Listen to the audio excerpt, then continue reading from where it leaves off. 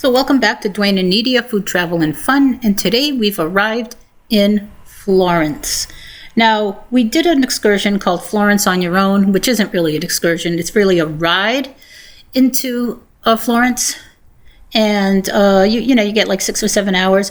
We did book something on our own. We actually booked a cooking class where we were supposed to make tiramisu and pasta and have unlimited wine, and then of course lunch would be served. And this was the little brochure that they gave us at the end, gave us all the recipes. It was about 3 or 3.5 hours if you included our meal after the cooking class, and it was wonderful. I booked it on, I believe, Viator, and it was fantastic. So it was held in an actual very old restaurant. The restaurant actually had several different levels, and we were in the wine cellar level. You can see how they set up the table on the right for all the pasta making. All right, so let's listen in a little while she shows us how to make this beautiful tiramisu. I'm going to share the recipes with you at the end of the class when you finish eating with tiramisu. It's a PDF file, it's very detailed, so don't stress, but it's pretty simple, okay? So, do you know tiramisu? Yes. Do you like it? We love it. Alright, don't share a secret, it's super easy to make. Take all the compliments, say, oh no, it's so good, I was trained in Italy, that's good. It's very easy, I call it like emergency dessert. Oh, the mood. There you go. Yes, it's like perfect comfort food. Why? Because we have sugar, we have fat, and if you use the regular eggs, they could not eat it. So we always make the pasteurized eggs. Okay. I wanted to tell you a little bit about this restaurant itself because it's a very interesting curiosity. So the very floor where we are standing is over 2,000 years old. It is from the Roman period. That's why you might find a little tricky bits in the restaurant because it's under protection of the state, so we can't touch it. Right. We can use it as it is and enjoy the beauty. Also in the restaurant where you will have the lunch, you will see the... Okay, so as you can see, it is a 2,000-year-old floor. It's an old Roman restaurant. The bottles of wine were old. But basically, let me walk you through. This is tiramisu. It uses such few ingredients. I've only made it like the American way style before, and I always thought it was very complicated. But really, the only thing you use are eggs, sugar, mascarpone, and you use those lady fingers, and you make a couple cups of Americano or just plain black coffee. And that's her explaining it to us. We each took turns whipping the egg whites, and she had already separated the whites from the the whites from the yolks. And she was beating them, first the egg whites until they were stiff and peaked.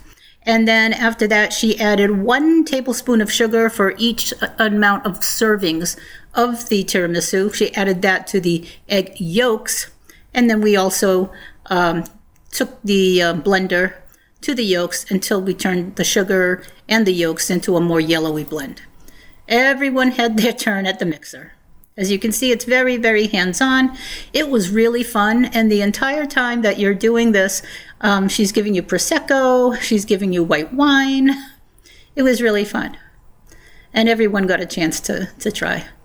I gotta say, the mascarpone that I have bought here, at least here in Massachusetts, I think it's called Belgioso, or it's some name that starts with a B, a very common brand of Italian cheeses. It's more gritty and not as creamy as what she used here to make this tiramisu. But I did go to Whole Foods and I found a completely different brand of mascarpone that was much closer to what we used here in Italy. So that's her basically explaining that the egg whites need to be stiff and form little peaks, and that's how you know when you're done. See? She was very good. I mean, she probably makes tiramisu, 10 times a week doing these classes. This class was in fact called pasta making and tiramisu. And there it is. We were going to make, I think, 8 or 9 individual cups, and it's 1 tablespoon of sugar for each serving. And we were each making our own individual cup, and it would serve as our own dessert with our lunch once we were done. There are the yolks with the sugar, Here's everyone taking their turn. It was like a little round robin. Everyone got a chance. And again, I found this tour on Viator. This restaurant, the vantage point for us getting to Florence from Livorno, we took the Florence on your own bus. The meeting point for our bus back was at the Piazza del Croce, which is the meeting point that everybody uses. If you've ever been to Florence, it's like the big, huge square where all the Michelangelo leather making shops, and of course the El Croce church is there. Di La Croce church is there. There's a lot of vendors, jewelry, things like that. All right, now she is mixing the mascarpone with the beaten sugar and yolk. You actually stir it in, so you don't whip it in and you don't break everything apart. You actually kind of just like stir it in carefully. And I've since made this recipe. In fact, I made it yesterday, so it really is easy to do. And you do get a card that she gives you at the end of your meal that has all of the information about the tour, but it also has the website where you can go and get all of the recipes that she used for making your pasta, the sauce that went on your pasta, as well as the tiramisu. And there's the big cup of coffee. Here she is, whipping or stirring the mascarpone into the yolk and sugar. I was actually amazed how easy it was. Especially yesterday when I had to do it by myself. Here she is. Now she is adding the egg whites. And you have to be careful with the whites because you worked so hard to get them stiff and to make sure that you had those soft peaks. So you don't want to crush all of that volume when you end up adding it to the egg yolk and mascarpone mixture. So you really go underneath and just fold them over. Yeah, she's showing you the technique here. You're going from underneath and flipping it over the top so you don't break it apart. You want to hold on to that volume, that egg white type volume, because that's what gives it that probably that texture that's so cloud-like. And here she is showing us how that's actually Jenna and Zach doing it. But it is easy to do once you do it. Now we're each going to put our own together. We each got 2 of their Italian ladyfingers. They actually sell them on Amazon. I just bought them this week. And we each have black Americano coffee. If you like something stronger, you can use espresso or a different kind of coffee, I suppose. We broke the ladyfingers in half. And then you layer into your cup. The first layer will be cream. The middle layer will be soaked ladyfingers.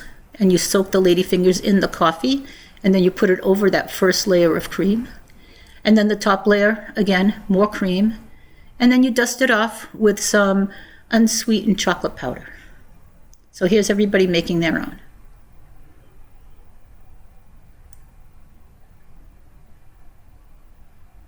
And they really like serving the tiramisu there in individual cups, which I had never even thought about before. I've seen it served in restaurants in, individual portions, but it looks like it's made in like a baking pan or more like a big casserole, big type dish or something, and you cut it into slices. I kind of like the idea of the individual dessert. I just think it looks so classy. And I've tasted tiramisu, but never as cloud-like and never as light and not overly sweet. And you top it with as much chocolate powder as you like. And that's the end. They actually took the tiramisu. We each wrote our names on a piece of paper on the bottom. They chilled them. And they took them to the restaurant, which was upstairs from where we were doing the cooking class, and saved them and kept them chilled for our dessert after lunch. Because now that we were done with the tiramisu making, it was time to move on to learn how to make pasta. There we are. This is old school. This is not using my KitchenAid pasta maker. This is a bowl with flour, a couple eggs. And you're going to say, Nidia, where's the video? And I'm going to say, my hands were so dirty. Dwayne's hands were so dirty that during the actual pasta making and kneading and rolling, we really couldn't couldn't take the video. I should have probably had somebody else take some pictures, and we did here at the end. But we did make tagliatelle, and we did make spinach stuffed raviolis. I will say the tagliatelle is much easier to make than the ravioli. And that would be the main course of our lunch. We would have the spinach stuffed ravioli. We would have the tagliatelle with a pomodoro sauce. And we're each here, of course, taking a turn showing off our pile of pasta that we made. It took a while to make the pasta. See how old some of these bottles were in this old basement room of this very old Roman restaurant. Don't know the name of the restaurant. I feel quite, upset that I didn't take the time to take the name, but you can see how we're down in a, yep. Now we've gone upstairs. So that's what the upstairs looks like.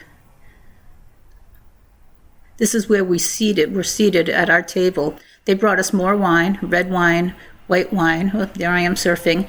And we're about to be given, the meal that we prepared, all the pasta we prepared. There we are eating the raviolis. She made it with a lemon cilantro type sauce with a lot of freshly grated Parmigiano. And then the tagliatelle, they made the pomodoro sauce with, again, more fresh shredded Parmigiano. Parmigiano, I guess, Romano or Guardino or whatever they call it there. And there's our dessert.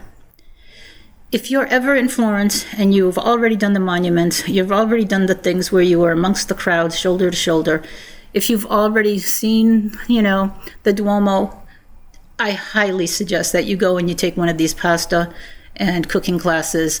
And I used Viator. I think TripAdvisor also does it. It was well worth it. And thank you so much for sharing our day.